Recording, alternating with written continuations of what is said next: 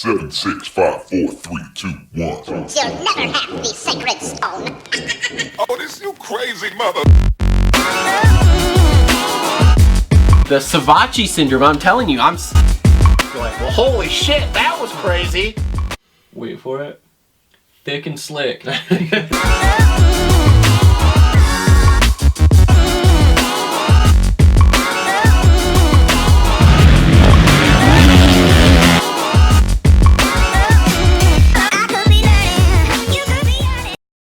What is up, everybody? Welcome to another episode of the Moto Aftermath Show, presented by TLR Coatings and Durango Guitar Works. We are back wrapping up round 6 from San Diego. Much different San Diego in 2020 than we had in 2019. We don't have line gate going on, so that's a real positive. There was no rain. It was beautiful weather for us all day at the races. So let's do the boring, mundane stuff so we can get right into the nitty-gritty. So first off, as I said, presented by TLR Coatings and Durango Guitar Works. TLR Coatings, your custom powder coating needs. Durango Guitar Works, your custom guitar needs. They make guitars that fit you as a person, size-wise. I got small arms. Small arms. You can get a small guitar. There you go. So anyway, make sure to like, subscribe, comment down below. Hey, you know last week how I told all those people, like, don't leave negative whatever, thumbs down or whatever? Thumbs down? Yeah, we didn't really get as many this week. Oh. Like, and there was definitely less than normal, and yeah, we thought we were going to get more. We didn't. So, I didn't look. That's a big positive. Well, I can see it because when I pull up my thing, it shows what my percentages of thumbs up versus thumbs down, so we were pretty good. Anyway, like I said, leaving a like or a thumbs up is what actually helps us get the most from you other than a subscription at this point. Follow us on all the major social media networks. I post my pics on there. I need to start up in the game. I have access to that account too. Do you Twitter finger this weekend though? I'll Twitter finger, yeah. Okay, alright. A couple new followers again this week too. So. Well, that's good. Where are we up to, do you know? I don't know. Alright. It's nothing extravagant, but no, neither are we on the, on the people, Instagram side. People following, interacting, stuff like that. I got some hot takes on there. That's awesome. So anyway, yes, if you don't want to watch the show, we also have the podcast. It is on SoundCloud and iTunes podcast. So if you want to just listen instead of watch, you can also support us on Patreon. There's Amazon links down below where all you got to do is click it. It takes you to Amazon. You can go in and buy anything. You don't have to buy what it takes you to. We get a small slice of that. The Patreon links, we have all sorts of different levels that you can support us with Patreon for different things, and we will do our best to hook you up with the most possible stuff we can give you for doing that. It also links in the description to go buy t-shirts if you want to do that. We aren't wearing them right now. We are out of fuel in our warm heater. It's very cold out, and so we're running on one heater in the shop. Definitely shivering in here. So. Yeah, it's not warm. So not ideal. This show seems a little shorter. It's because we're cold and we just want to go inside. Maybe unless the conversation gets heated. You know what I'm saying? Well, maybe it could. So anyway, let's start off with the first thing we always do: fantasy talk. We do have two different groups. One on Pulp MX Fantasy, one on RM Fantasy. They're both named Moto Aftermath Show, so make sure to go play the Pulp MX Fantasy. We are giving away prizes at year end for top 3 people on there. So again, make sure you get signed up to play. It's not too late still. You can still make up lots of points as we go along here. And I had a pretty great weekend. Number one, let me just start. If you don't follow us on social media, after the 250 May, on Pulp MX Fantasy, I was ranked 2nd overall. And I about had a heart attack because I was 2nd. I've been there before. I was leading going into the final moto of Southwick once. It was exhilarating. My heart was pounding, and all I wanted to do is not jinx myself and watch too close on the 450 race, so I was doing that. I think I would have been sitting pretty good. I was looking at top 200, and then we had a situation that we'll get into. Yeah, well, once we got into 450, it immediately nose dove real hard. Got real sideways real quick. But anyway, so as far as Pulp MX Fantasy went, I scored 244 points in the 250s. I had Mosman, got me 38. Hartgraft was my all-star, got me the full 26. Carno, 36. Not bad. Should have went with him. And Jay Wilson got me 36. Then in 450s, this is where it started to nosedive. I got double points on every guy I could, but it was low double points. So I had Chiz, 28. I had A-Ray, also got me 28. I had Reed, because he was 11 handicap, so I'm like, he's only got to beat one guy. And one guy went out of the race, and I was like, yes, we're guaranteed double points. Then he went out of the race, and I went, shit. That's why I stayed away. But he still scored me 26. And then, of course, I picked Webb. He scored me the full 26 for, like I said, a total of 244. Left me like 900 and something overall after the 450 race. But still good. We're in the top 1,000 there. We're moving up. We're making up points. I know I made up some points on you. I'm slowly making up some points, too, on other guys, too. Yeah. I've finally been having a couple good weeks. We made up a lot. I would have had a great week this week, which we'll just go right into mine. My 250 class really shit the bed on me. So I got my picks pulled up this week, so we're not going to be no jumbling around here. I think I had like 220-ish, somewhere in there. Okay. I went with the first lap leader, Forkner, which there's 7 right off the top right there. I think that kind of burnt me a little bit. But I went Michael Moseman at a 38 points. That was kind of a given there. And then this is where it went a little sideways, Cameron McAdoo. Like, he was in 5th, he was looking really good, he had 3 handicap, fat points, like doing awesome, and Pro Circuit Cow, he just decided to go elsewhere, I guess, so whatever. Forkner obviously maxed out, and then I went Chris Howell. I saw Michael Lieb was out with a shoulder. Cheyenne Harmon just hasn't been riding great the last couple of weeks. He was kind of a main guy there for a while. And Chris Howell, man, you're a 2-digit number guy. You should be in the main. So went with Chris Howell and paid off for me. And yeah, wow. It was looking pretty good until the whole McAdoo thing. He only got me 4 points. So essentially I had about 7 guys in the all together. 450 class for me, I pretty much maxed out. I had all the top guys. Cooper Webb 26, Blake Baggett 42, Martin Davalos 34 points, and then Benny Bloss another 34 points. So pretty good there. Just McAdoo, man, you really burnt me, but I still made up a little bit of points on some people, and we're off to next week. I think it's next week's going to be more of a clean slate. We're going east, got a whole new crop of dudes. I think it's even going to be a little tougher because those privateer guys, there's a lot of good privateer guys on the East Coast. A lot of good You got guys. John Short, you got all the FXR Chaparral boys that were running 250Fs on this coast. You got Josh Hill, you got, there's a few sleeper guys that are good. You got the whole Club MX team. It's going to be good, man.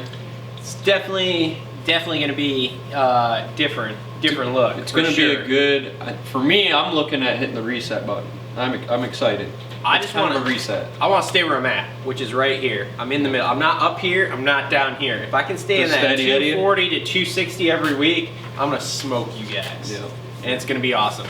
I also played We'll the see. RM Fantasy. Did you play RM Fantasy this week? I think I got one position. I called Webb for the win. I Even though I called Roxon on this show, I went Webb after practice. I got nothing. So I scored 15 points because I had 3 dudes that were in the top 5. Okay. Was all. So. Yeah, I didn't do very well. Quickly before we move on to 250s, this San Diego track, worst track of the year so far. They've all been pretty good, honestly. But this is the worst of them. As far as what? It was fast at one line, yeah. It was, realistically. there were 2 different lines coming down after the finish line. The whoops, you could either skim them or jump them. That other section on the side, you could go to the inside and quad in, or you could go double, triple. There were options.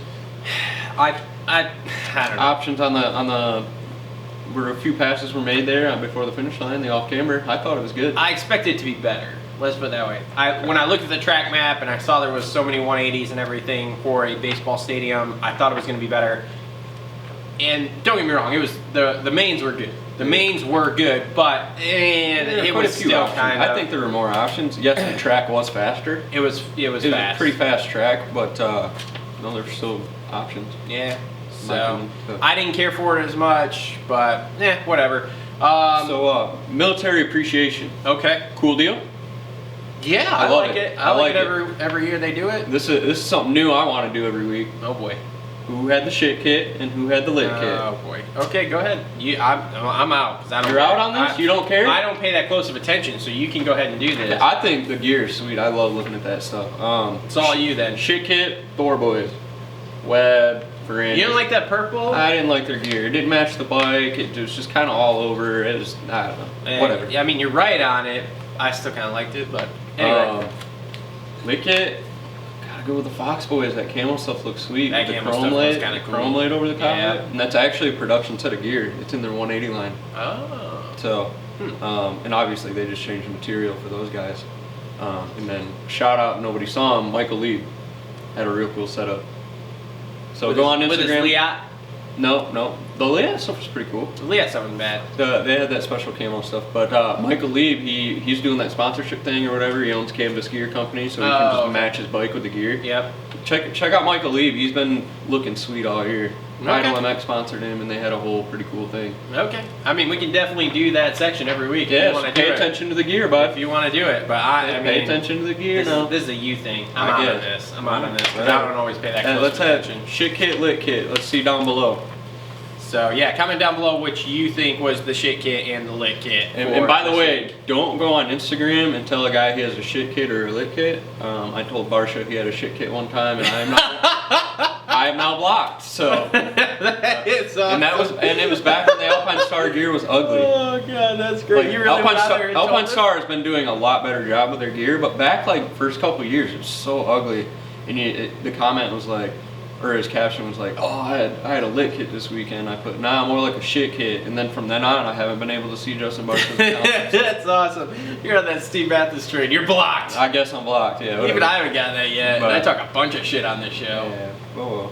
Anyway, You're not right up on the Instagram. Though. I guess that's true. All right, cool. So that's pretty much it for opening here. So we will take a quick break. We will get into 250s and what was the second, good race, second man. best main of the night? Well, I mean, there's only two. There's so. only two, and the 451 was better in my opinion. So anyway, Agreed. quick break into 250s.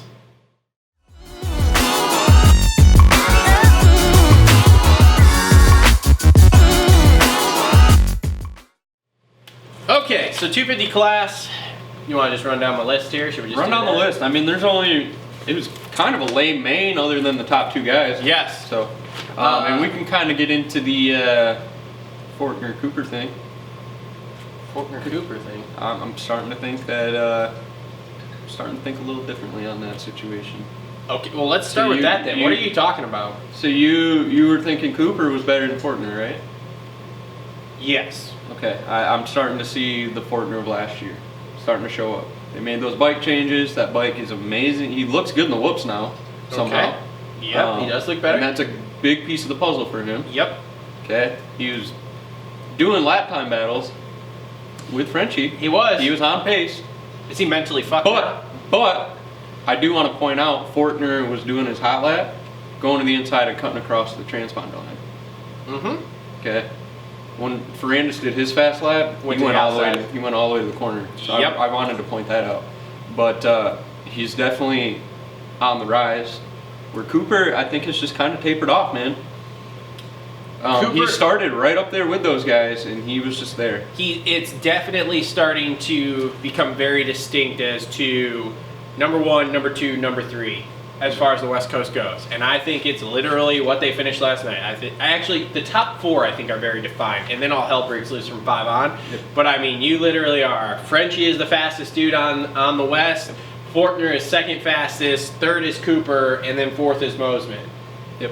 And but Forkner, I think, is he's definitely stepped it up from the first couple rounds. he definitely has more speed where he's closer and can hold Frenchie off more. And he didn't really look all that sketchy. Nope. I will So- give him that. He has definitely cleaned it up a little bit. He didn't look all that sketchy with Ferrandis behind him. I was really interested to see how that was going to work. But, so we'll just go right into the race, man. From what I saw, Ferrandis obviously was the fastest guy because he tried to make a few passes a little early on that off camber. Forkner would pull right back in on him. Yep. So, I mean, overall, it was a great race. What we like to see, what we want to see.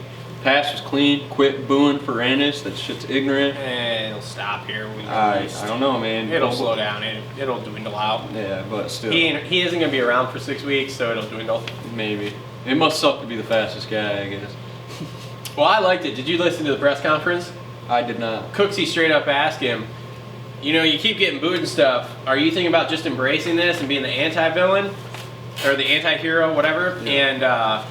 And dude, Ferrandis, the thing that sucks is this, English isn't that good. Yep. But I did like his response because even though it didn't make necessarily a ton of sense or answer the question, it kind of did in a way, because at one point he basically just said, you know, there's something about the checks keep cashing. Oh, yeah. And it's like, yeah, they do. Yeah. The checks keep cashing. Now, as far as that pass went last night, absolutely nothing wrong with that. When they did the slow-mo and you looked at it closely, he slid into the rut, underneath the rut, that Forkner was in. He didn't really, he might have made a little bit of contact, but it wasn't much at all. And so there was nothing wrong with it had he slid into him and made contact.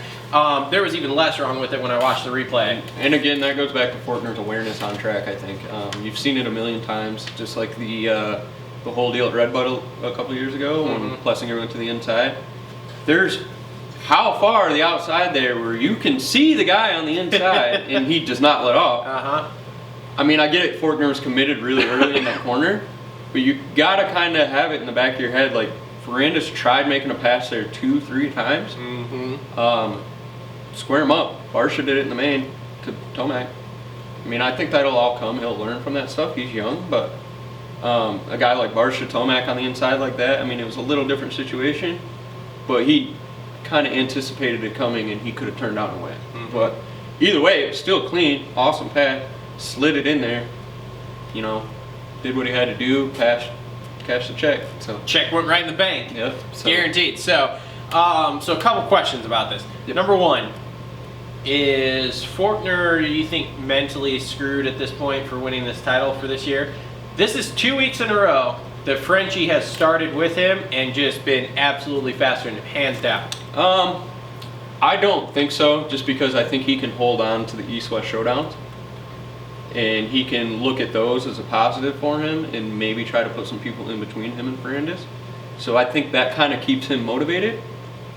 We'll see East Coast next week, what kind of talent we got over there, but I mean, you throw in some of the guys that Ferrandis has had trouble passing this year in a bad start, and you throw in Jeremy Martin, you throw in RJ Hampshire on the Baker program. But here's my thing to that. I mean, I don't remember exactly last week. I think I do. The starts are better.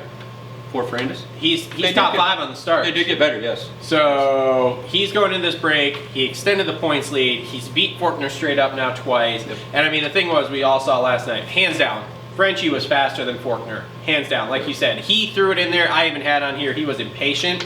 He threw it in when he should not have been throwing it in a couple of times. And just be patient, more patient. But hands down faster. In my mind, if I'm Austin Forkner, I'm kind of going, shit, I don't know what to do. Yeah. Because, like we said, last year he seemed to have this extra speed that no one else had. Now, again, we could argue back and forth all day long that there wasn't anyone he was racing on any sort of level, and we saw that in the East-West shootout, that when we got the East-West, AC and Frenchie just completely hammered the shit out of him. But I think it'll be interesting. I'm not saying he can't win, but I think it's going to be start dependent on Frenchie at this point. Yeah, it's just going to be interesting for me and everybody else as a fan to see how Forkner responds to this. He's never really been in a situation like this his whole career, essentially. So we'll see if he can step it up, go back home and figure it out. And if he can figure it out, that's something that separates the greats from the normal guys. Also so this true. is a really testing time, I think, to see the future of Forkner. Because it's not going to get easier from here on out. No. So if he can figure it out, find that extra little bit of speed, then I'm not a Forkner guy by all means, but if he can figure it out, and boys better watch out in the future. So. Yep. Yeah. I mean, I agree. If he can figure it out, then it'll definitely make the last 4 rounds interesting. Yep. If he doesn't, I think it's going to be very boring. Like I said, outside of Frenchie going back to bad starts. But he's also young. Yeah. If he can figure this out this early in his career and go into next year, like, I don't see anybody beating him next year. That was something I heard in one of the podcasts today brought up too, is that Ferrandis is older. He is going to 450s next year. He is a defending champion, where Forkner still has another year in the 250s. Right. So, okay, yeah, I get that. Can we talk about, and I give it to Forkner too. In qualifying, he went toe-to-toe with Ferrandis trying to beat him. He did. I did not like the cockiness of it. Threw a fat old whip thinking he had Oh, it. yeah. Oh, yeah. But you cut the line, son. Yeah, I know. It's like when you beeline across there and like Ferrandis beats you by 3/10. I mean, I get it for gate pick and stuff like that, cutting across there, but run the race line, man.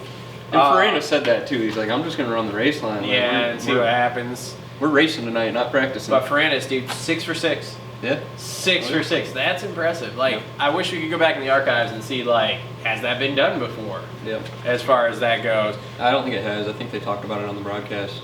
Let alone the 450 class matching. Cooper was. I don't even think you have him on there, do you? I do, yeah. So Knight got third, and all I had for notes was he's clearly the third fastest guy at this point. At this point, yes. But is that somewhat situational circumstance too? Because he's had a couple of bad weeks in a row. He has. This week he got like a decent start. I think he was like fourth. He moved up to third, and like that was it. He has done damage control. I think the break will be good for him to kind of reset. Yep. I don't know. Hopefully he can pick up some speed because it'll just make everything more interesting. But he's just kind of mailing it in right now, waiting for a mistake from those guys. And that's. I don't think he has the raw speed like he did in the first couple rounds. I would agree with that. Now here's one thing that I didn't even think about until I heard it on Pulp today that I think we all kind of forget. This is only his second full year in the class. Yes. We all forget the first year he rode, one race, got hurt in practice in the second one, and that was it for Supercross. Yep. So this is only his second full year. He's on the podium very, very consistently. Checks are cashing for him, too. I was going to say, the checks are cashing, and so, in my opinion, if he is top 3 in the points at the end of this Supercross season with a win and or wins because he gets another one here, that's a great second season for him. Yeah, and he has more years in the class. Yeah, and I don't really know how the pressure is in the truck right now, but all eyes are on Ferrandis. Oh, yeah. For him to kind of show what he's been showing, and when you start thinking about how much he's actually raced and been in the class, we've kind of shit on him a little bit, and we've kind of talked him up a little bit. We've been all over the board with Cooper. Yeah, we have. We really have. We're bad people, but our stories don't really stay very straight. No. But, if I'm Star Yamaha, I'm looking at him like, dude, keep doing what you're doing. I'm looking at him as, okay, and if I'm him, 2 years left. I mean, I know he wants to win. I know he wants to be that guy, but he needs to start thinking about like the bigger picture there. So. And the bigger picture is you go through this year, you're top 3, you're running with those guys, you're seeing what the speed needs to be to win titles, getting your bonuses, and then you come in next year as the guy. Yeah. Depending on what coast you're on, you can be the guy. And then you win next year and follow it up with another year, and then you go into 450s as a 2-time Supercross champion and 250s. I mean, that's good. That's going to get you a good base salary there going into 450s. And I think come outdoors too. Watch out. He'll be real for the outdoor title. Yeah, I think so too. I think he's going to be right in there. If he gets as much better as he did coming into this year's Supercross season into outdoors, then yeah. Well, let me ask you this. And the starts are there. Is he just, and I know this is super early, and he's only a 250 guy, is he just like the next Ryan Dungey, where he just podiums guys to death? And is always there, but like maybe doesn't get it? I don't see him having a Dungey career at all. I don't know, man. Right now, I mean, dude, I can't remember what the stat was. They said on one of the Pulp shows one time last year, his stats for podiums in his first 2 seasons is unbelievable. But Dungey on a 250F, he would win. Would he? I don't remember his 250 career. I was not in the sport at that point. 250 career, obviously, I'm going to have to go back and one of the first years or whatever was the whole Lawrence situation. But he was winning races. Yeah. Beating those guys straight up. Okay, and then the next year, he was winning, and he straight up just won the title with the number 10 on the bike. I don't know, man. So. It's an interesting thing. So, that's the Moseman we should have been seeing. I mean, he's 4th fastest too, but again, he's only 2nd year in the class too, isn't he? So he's got a couple more years. I think he's still building. So I think he whole shot. He led the first 3 laps. The thing with Moseman is we see him. I think there's a lot of pressure on him. He is the only Husky guy. Yeah. Right now, so. But the other thing with Moseman is So he does this shit where he like runs it in on the guys, but then like last second backs off. No. If you're gonna go all the way. Like last night on that Forkner thing, and he did it on Frenchie a couple times in the past couple weeks too. Like if you're gonna go, just go. Yeah, I think he's just make trying to show the contact and wheel and do that game, but it's not going to rattle these guys anymore. No, so. he's got to, at this point with those guys, if he wants to do that, you got to go in and make contact then at that point. So, the other thing I had was McAdoo's bike braking. Yeah, solid ride for Clout. Super solid ride. Clout, and dude, how about, well, actually I got two more here. Brown. Did he pull an 8th? He looked good that heat. heat. And he looked really, he was leading the heat. He was leading that heat for a second. Should have went with him in fantasy again. He's just steadily getting better. He's proven he ain't a pit bike guy. He has definitely made strides this year compared to last year. And what are our thoughts on Drake? I almost went with him in fantasy because he wasn't an all-star. He's got zero speed. handicap though. He's got speed. And I wish I would have went with him because I would have been looking a lot better. But I looked back at his results. I got all nerdy. He hasn't finished outside the top 10 besides one round. And he's got speed. Yeah. Like we've seen him run up front at this point. Yeah. That heat race, he was up front a little bit too. Well, he led in Glendale. Yep. So I think speed's there. It's a matter of fitness, learning, intensity, all that kind of stuff. He is a true rookie. So yeah, I think he's the best TLD guy we've seen in a while. That's been part of their project. project. So and I told the chick we were watching the race Saturday night. I said, "Whew, they were showing him on TV for something." I was like, "Man, he's got speed. And we can work with speed." So I think he's got a good career ahead of him. Anything else with 250s before we move on? Because that's pretty much all I got going on here. Alex Martin, rough night. Your suspension does not look good, man. Like, you got to figure that thing out through the whoops. I like Alex Martin, but I think he's definitely on the downward side. I like Alex Martin too, man, but he's on the ground a lot. He is. So. Is that JGR Suzuki, man? Outdoor guy. Yeah. Outdoor guy. So, anyway, anything else? Nothing? We're good? No, not really, man. We kind of covered it all. It was kind of a race, I guess. It was good up front, but it it's sucks really to say that compared to the after. 450 class because there's a lot going on in that class. Yep. Okay, cool. Then we'll take a quick break. We'll move on to 450s here.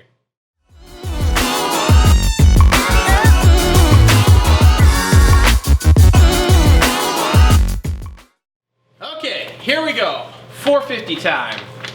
This is this is getting good. This is a big turning point going east. This is a huge turning point.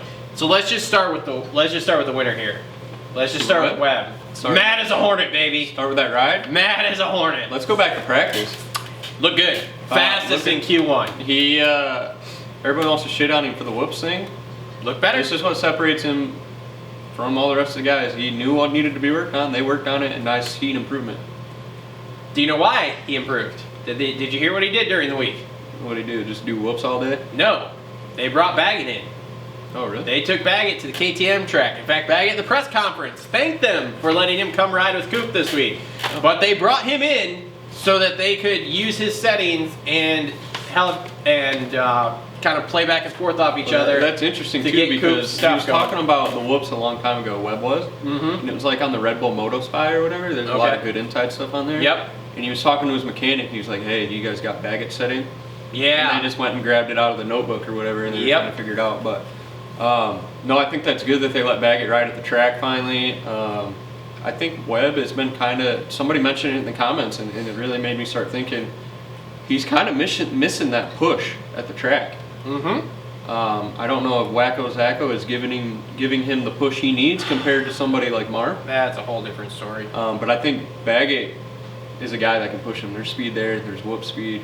Well, did you heard DeCoster ask him, like, are you going to fight for this title, or are we just wasting our time? Yeah. Well, I think that was kind of they knew how he operates. Yes, they do. Fuel the fire kind of thing. Yes, they do. No, everybody wants to be like, oh, he's a pussy. He can't skim the whoops. Well, deal with the cards you're dealt, man. And he made them work. He made it work in practice. He proved he was fast by skimming them. Yep. But when the main came, he was even better at jumping them. And I tell you what, boys, we're going east, and those whoops are going to be the same way. You better watch out. Yes, they are. I mean, I do truly believe that skimming is faster if you can find a line. Yep. I don't think that's consistent. But Baggett, he skims the whoops every lap. Good. He made a lot of time on AC though, jumping through them. Yeah, you did. Jumping through them. But Baggett was still going a little faster. Yeah. Oh yeah. Baggett was flying. Lots to talk about Webb's ride. We can talk about Going into the main, when I saw that second place start, Oh my God. and I was like, I knew said- I knew as soon as AC was out front and Webb was in second, it was over. Webb was winning that race because Webb has the IQ. Webb, I'm sure, has the fitness. I will give credit to AC. He lasted a lot longer, and the intensity was there a lot longer than I expected, which was a good sign. It was. Yep. But like, even when they were talking about when they started playing cat and mouse and stuff, Webb knew Baggett was behind him, and Webb knew if they kept doing that kind of stuff, Baggett was going to catch up. So he made it happen, and he was gone. Like, did you hear on the stuff you listened to? I think it Webb was yelling at him. Going into that corner before the finish. Yeah. Go! Yeah. When they started playing that cat and mouse game, so that's pretty good. Yeah. I think they talked about it in the press conference. Yes, that's what it was. Yep. So I haven't watched it yet. Dude, he is 9 points down, going east here. Yeah, and he did it at the gaining perfect momentum. round with Roxon and Tomac having their issues. Yes. I wouldn't say issues. That's just what a bad start does in this class. Yeah, They were at this both point, fast. this isn't the 90s, early 2000s anymore, where those guys can start 10. We'll get into that in a second. I'm a little frustrated with Roxon on that deal. Well, yeah, but continuing on with the Webb thing, my stock just rose high in him repeating this title. I told that. That's what I said, man. I wasn't as convinced here because we did decent at the opening round, and then the second round was a real fall off, and then we've kind of been okay-ish but not great. And like last week we saw a sign of life, but it was still kind of like, well, he hasn't really won yet. And I will say, at the beginning of the race, probably the first 5 minutes, I wasn't completely convinced Webb was going to win. I didn't think AC was going to win either. It was more of a let's watch Kenny and I was a let's watch Kenny and Tomac come through, because Kenny's heat race was fucking incredible. Dude, he put 12 seconds on those guys in a 5-minute heat race. That was unbelievable. Yeah. Unbelievable. And then he got in the main and was just flat, which we'll get into. And I think he had a little Tomac syndrome. Yeah. Kinda settled in. Yeah. And maybe we can talk about Barsha being Barsha, maybe kind of had spooked something him a to little do with bit. it, I don't know. But as far as Webb goes, this is, I'm nervous for the rest of these guys now doing this. Now he's got the confidence. The thing is, though, is that we still have Tomac there. And Tomac is, but Tomac it wasn't is good as this Tomac, weekend, dude. but it wasn't good, but it was It fourth. wasn't great. Yeah. You're looking at, okay. It wasn't great, but it wasn't terrible. Like, this is. I was going to say, we say Tomac's Tomacking, but Tomac you came from Tomac the worst in the first round at a 7th. And this is what we talked about too on I think a preview show. I brought it up. Those guys coming from the back, even though they're faster, it's still going to be a 4th, which it should be kind of a win to them. Yeah.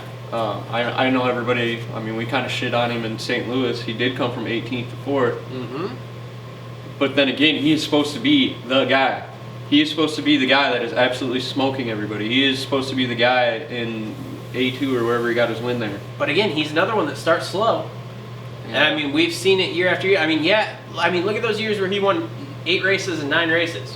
When we started going east, he started coming on. Well, I think. But yet now, and the thing is like, we're going east, but he has had a better West Coast swing than he has had the last 3 years. Well, I think Tomac, his kryptonite's going to be the whoops against Webb, because I think so, Tomac too. is just a.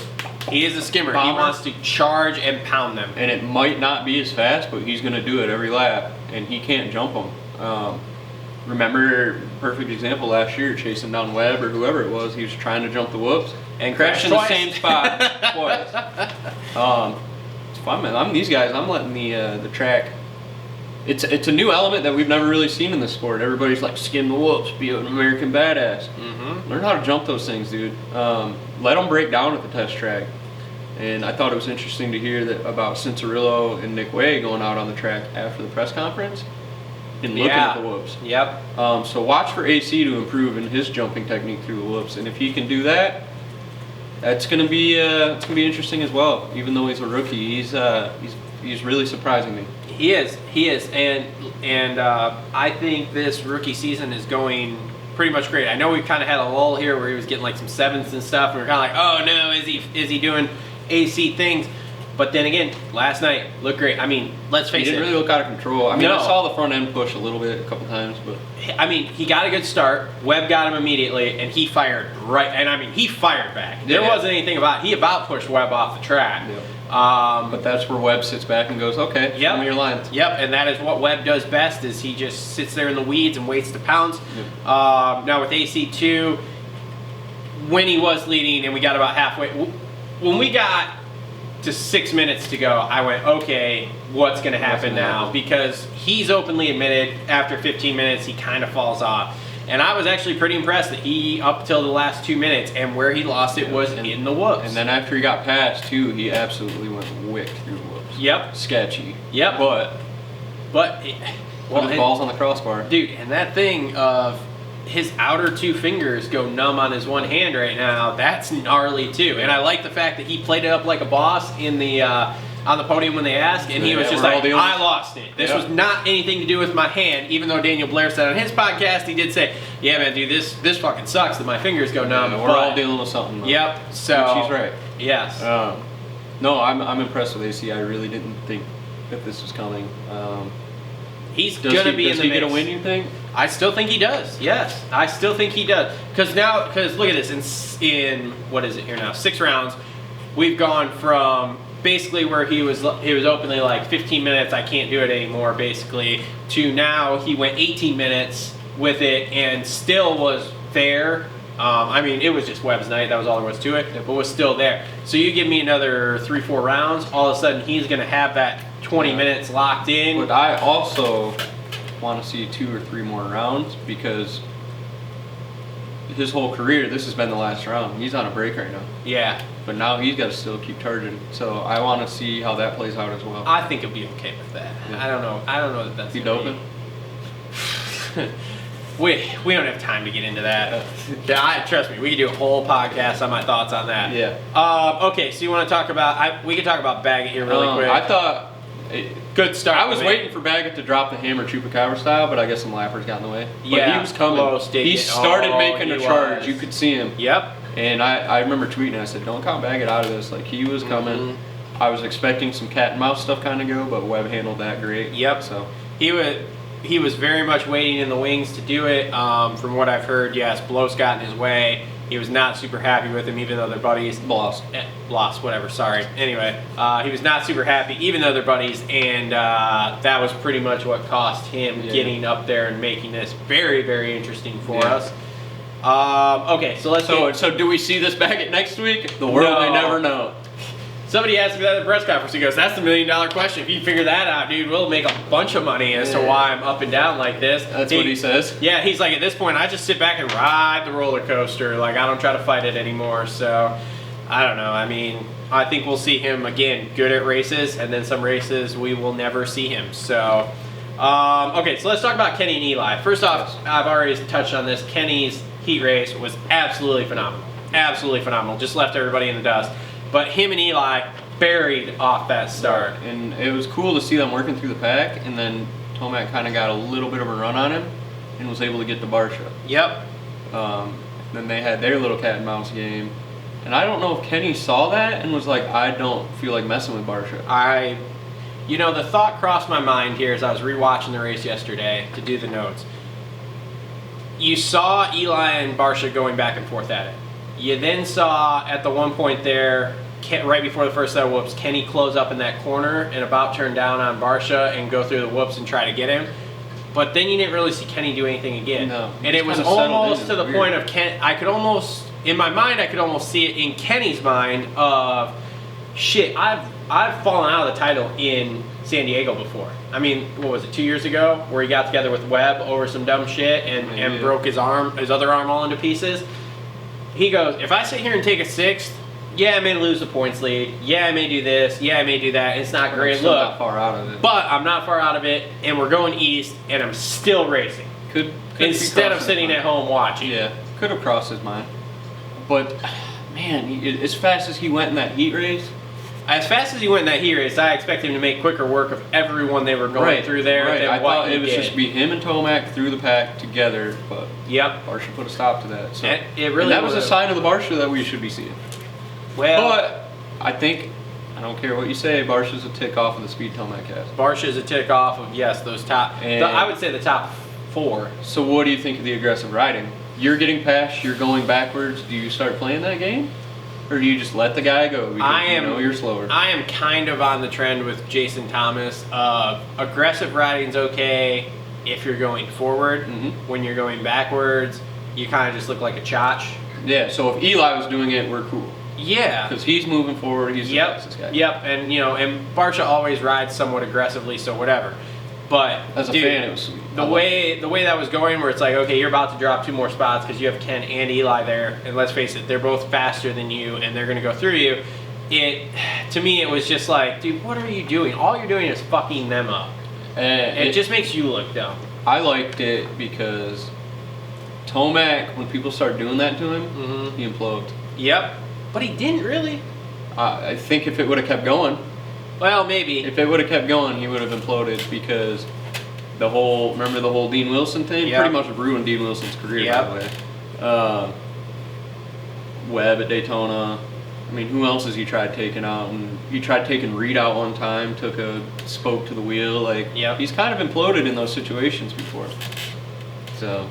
Yeah, I don't know. I just think it's cool as a fan. I mean, it's fun to watch, yeah. but at the same time, it's like when you're rooting for Tomac and Kenny to get to the front there to make things more interesting to me, I'm just like, dude, what are you? It's like when they get to Vince Freeze and they can't get by him. It's just like, dude, this isn't what I want to watch. I don't want to watch you try to get around Vince Freeze. I don't want to watch you try to get around Justin Barsha, who's just going to finish like 4th, 5th, 6th and be irrelevant, where I could have a great battle at the front between AC, Kenny, Eli, and Webb. I just think it takes away. It is racing, and you got to get around the guy. Yep. So, man, I wish I'd have known the words they were having after that. Yeah. I heard they sat there for a while and didn't say anything to each other, and then finally Tomac started yelling at him.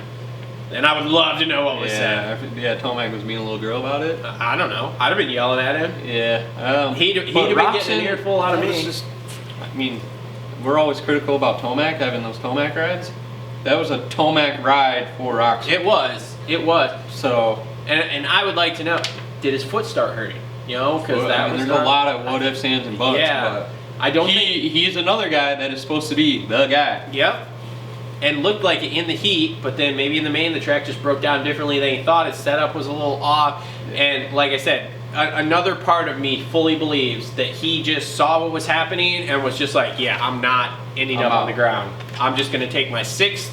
We're going to move on to Tampa, and I'm going to, now don't get me wrong, I think that it sparks his ass a little bit, and I think we see a completely different Kenny in Tampa.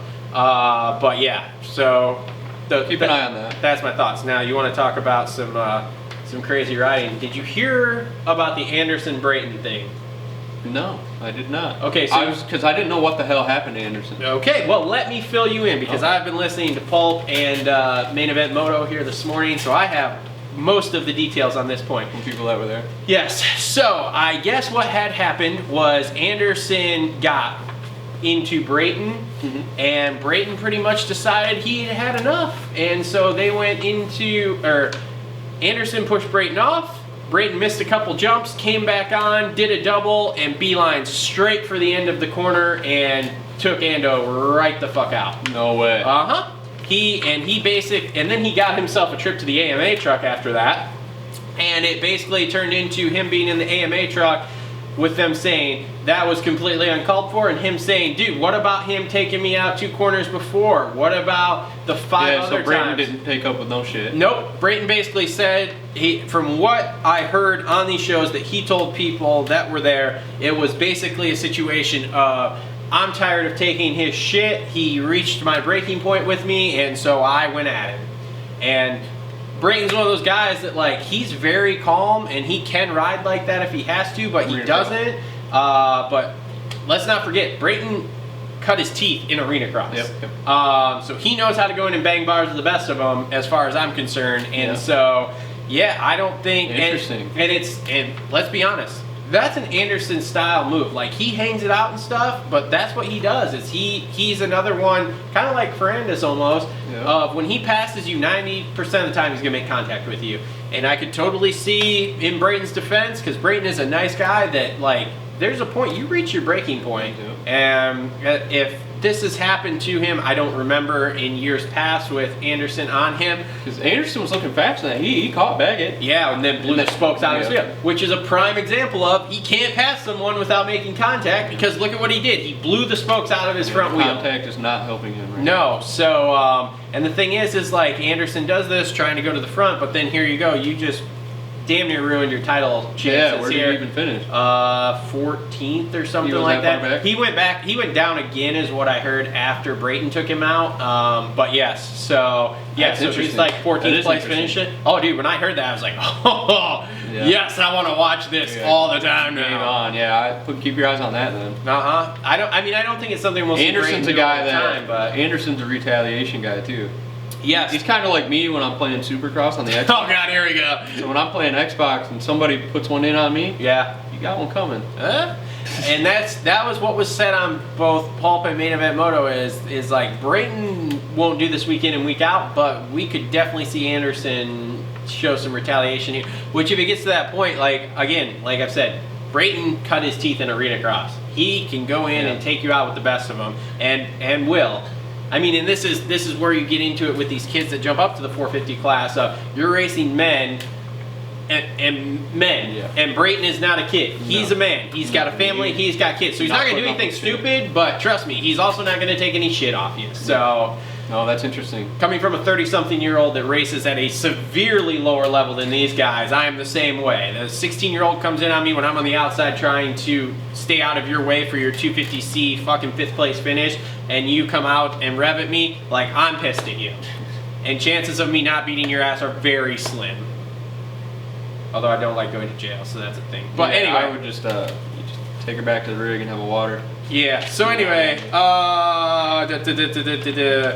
one last thing I had here as far as 450s went. How about AP early on? Running third, keeping pace with them. Good for him. Good for him. I mean, I was stoked to see that for him too, and he was running the pace. at this point, you're pretty much just grabbing at anything you can if you're AP.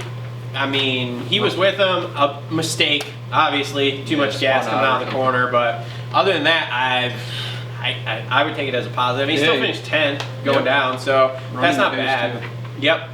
Okay, so we are going East Coast here. I will have a 250 preview show at some point here this week, at least where I talk about the guys there. We are not prepared for that right now. It's been a crazy day. I've been running around like a chicken with my head cut off. But let's talk Tampa 450s. Is Brock Tickle in? Yes. What's he riding? Supposedly, it's not confirmed, but a JGR thing. It's not confirmed, except I listened to a whole podcast with Chisholm talking about how him and Chiz were going to do something, and he can't because he's going with JGR now. Oh. But it's not confirmed yet. Okay. So he's going to ride a JGR bike. Okay. Yeah. Where do you see him at? Making a main, obviously. In the main, 12 to 14. Reed doesn't make the main now because of another guy. Reed, A-Ray. I mean, A-Ray's faster than Reed now. Okay, yeah. So basically you're going to bump like Chad Reed better just better do his ride around opening ceremonies and call it. Probably. Because he was complaining about the bike last night, all that kind of stuff. So, whatever. Who am I going with? 450 class. I think Webb's gonna do 2 in a row. I think the confidence is I think there. he's going to back it up. I think he backs it up just like he did last year. He got 1 win in, he backed it up, and just kind of started stringing things together. I think you're going to see a surprise ride, and you're going to see Tampa Hill. Ah, okay. I think Tampa Hill will come out. That's my hot take. 250 class. I haven't seen the full lineup yet, but we got Hampshire, who can be fast. It's on a new program, new bike. That's going to be interesting. We got Jeremy Martin. Got Sexton with the number 1 plate. I'm going to go Jeremy Martin, man. I think he comes out swinging. Okay. I am going to go, we're going to be different here, which is strange because you and I typically agree on a lot more things than me and Justin. Yeah. I am going to go with Kenny comes back with a fire this week. I'm going to agree with you, though, on the Hill thing. I think we are going to see a hill sighting Tampa here. Hill's back. Tampa Hill is going to show up this weekend, I think. Yeah. As far as the 250s go, again, we're going East Coast. We're not prepared, so like I said, keep an eye out for a video. I'll film one quickly this week here with kind of everyone and a few thoughts. But anyway, I am actually going to go with Hampshire. Really? Okay. Florida. Florida, new bike. Heard he's flying. Okay. Flying. I saw a video. It didn't look impressive to me. I heard he is flying. I'm pretty sure he's the one that Webb's like, yeah, he's going to win races. I don't know. We'll see. Because he's down at Baker's factory with them. So I'm pretty sure. Yeah, so I'm going to actually go Hampshire because, like I said, okay. I think it's like a hometown race basically for him because we're in Tampa. So I'm going to go with him. Who else? Who's on PC? PC is Marchbanks and Jordan Smith. Okay. 4th, 5th place guys. And then Honda, you've got J-Mart, Shimoda, Sexton, Shimoda. And who's the other one? There's a 4th. They have 4, which is fucking insane. I don't think it's 4. Yeah, there is. Hunter Lawrence, but he ain't racing. Oh yeah, he's hurt still. It's supposed to be 4th. There's only 3. It's supposed to be 4. But from what interesting fun fact here. Let's do a Mosman fun fact. Oh boy. I heard that Hunter is better at Supercross than Jet, but he cannot. Every time he touches the track for Supercross, he gets hurt. I heard the opposite, that the whole blockbuster part of that deal, signing the brothers, they were interested more in Jet. Well, I heard they were interested more in Jet because Jet is, yes, but I heard that Hunter is absolutely an animal at Supercross, but the problem is he's so good that he doesn't hold back and he hits the deck, and then every time he hits the deck, he gets hurt. Okay. Whether it's a little one or a big one, he just, for some reason, hits the deck when they do Supercross and breaks. I do too. I like them. I do too. And man, I would love to have Hunter start doing Supercross because I want to see those two race and I want to hear them talk shit about each other on the podium. Yeah. So, all right, cool. Well, this has been another episode of the Moto Aftermath Show presented by TLR Coatings and Durango Guitar Works. Thanks for tuning in. We will, like I said, hit an East Coast show here, East Coast 250s later this week. Yeah, it won't be a long one. It'll probably just be me by myself. I'll just be talking up what I can come up with that. Make sure to like, subscribe, comment down below with your thoughts on all the action from this weekend and against what we have said here, who you think will win next week in Tampa, etc., etc. And we will be back next week after Tampa to wrap up East Coast stuff for the first round, and hopefully Justin will be back at that point. So Justin's actually in Florida. Is he sticking around for the race? He is in. No. He'll be is back. He getting married? Is he we're not really sure. But he better. We did find out he is with a woman. He better show up with some tacos. Some topics? Tacos. Or confidence? Tacos. Oh. Like a taco 12-pack. Something. Better show up with something. He's been leaving us dry for a while. High and dry for a while. So anyway, thanks for tuning in. We will see everybody next week after Tampa.